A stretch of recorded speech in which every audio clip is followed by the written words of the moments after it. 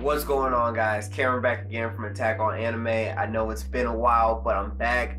I'm gonna start with getting caught up on all the Fairy Tail reviews. So I have them split up into pretty much two separate videos. It's gonna be this one discussing chapter 520 to the most recent of 523, because oh my god, it's been so lit. Like, this is what I mean by Fairy Tail has its ups and its downs. I'm gonna put out the second video about the Erza versus Eileen conclusion to that fight, because my thoughts on that, as you can kind of tell on my face, it kind of is lackluster to me, but I'll get into those details in that video. But this video is going to be focusing on the most recent events, and things have been so crazy, starting with this whole Natsu pretty much choosing between being a dragon or a demon, but then he comes in and he's just like, no, I'm a human, and then he just gets up.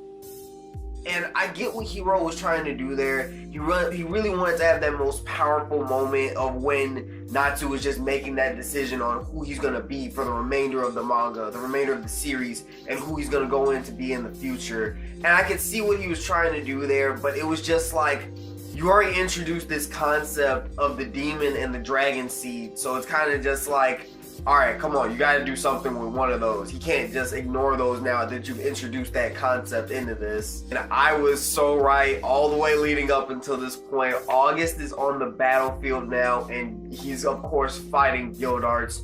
But what's awesome about this is Kana just decides to step up and step into the picture. So you know Fairy Glitter is gonna be a big part in defeating August. While August is the king of all magics, even dodging Gildart's disassembling magic, he pretty much probably can't stand up to the power of one of the great fairy magics, because that's not really a magic known to everybody. So I can kind of see what's going to happen there. As soon as I saw Kana come there, I was just like, alright, he's going to be taken out by Fairy Glitter. I hope he's not one-shotted too soon, because August really seems like a cool character. But it kind of seems like Hiro's trying to like push this whole Zeref, Gray, and Natsu thing really fast. So usually when he's trying to push something like that, the other main villain is about to get one-shotted. But it doesn't really matter, because at the end of all of this, Acnologia has finally returned. So my question is, where is Acnologia gonna go first? Is he gonna go straight for Zeref? Is he gonna go towards August and Gildarts?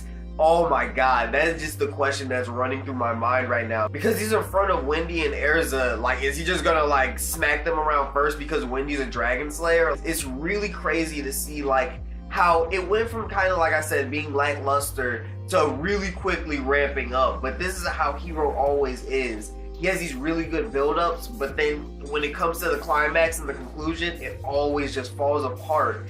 So I can't wait to see what's gonna go down with this, and oh my god, let's just get to my favorite part. Since we all know Gray is my favorite anime protagonist, his speech is so powerful to me, because he doesn't really care about any of the things he was thinking about before. It's all changed just by knowing that END and Natsu are the same person. He believes in Natsu so much that he's given up his hate of END in order to almost risk his life using a move that his master used to save him.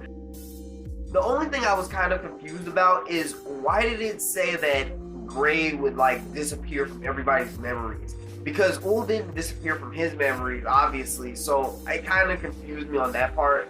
Maybe someone could clear that up in the comments for me. But we find out Zeref's true intention is to beat Acnologia with a power that Mavis holds, a fairy heart, but he says it goes even past that. So I can't wait to find out what his true intention is. Is it the generic world domination? Is he gonna just destroy the world? Because when he showed up to the battlefield, he said, if Natsu can't kill me, I'm just gonna paint the world in black. So pretty much I'm assuming that he's just gonna destroy the world with Fairy Heart after beating Acnologia. But yeah guys, that wraps up this little discussion. I hope you guys have enjoyed it. I'm gonna be pumping out more videos. I've been really busy with school and work, so I'll get videos out when I can. They may be coming out a little bit here and there, a little bit spotty, but hopefully I'll be a little bit more on track and hopefully keeping up with you guys. But until next time guys, don't forget to like, comment, and subscribe.